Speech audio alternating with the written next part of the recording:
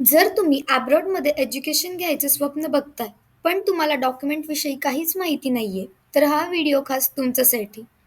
जेव्हा student overseas एज्युकेशनसाठी विचार करतो, तेव्हा सगळ्यात महत्त्वाचा प्रश्न असतो तो म्हणजे डॉक्युमेंट. तर आज आपण या व्हिडिओमध्ये तेच बघणार आहोत. म्हणजे कोणत्या प्रोसेससाठी कोणते डॉक्युमेंट्स लागतात. तर बेसिकली 3 प्रोसेस असतात. त्यात आपण फर्स्ट प्रोसेस म्हणजे ॲडमिशनसाठी लागणारे डॉक्युमेंट्स बघूयात. First one, valid passport. Second one, passport size photos. Third one, 10th, 12th graduation certificates LC.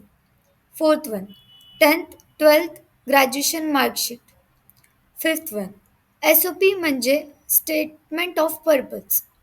Sixth one, CV. CV म्हणजे curriculum vitae. Seventh, LOR. LOR म्हणजे लेटर ऑफ रेकमेंडेशन. 8.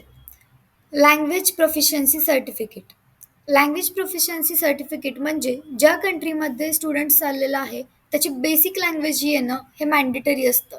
जेव्हा आपण public युनिव्हर्सिटीजमध्ये admission करतो स्टुडंट्सचं, तेव्हा तिथली basic language ही mandatory असते.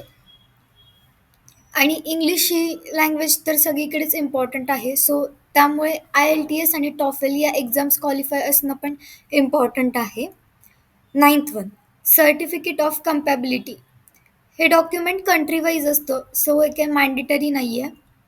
तर students ही झाली एक प्रोसेस. अशा बाकीच्या प्रोसेससाठी आणि त्यांच्या डॉक्युमेंट्ससाठी चॅनलला सबस्क्राईब करा आणि वे अब्रॉडला फॉलो करा.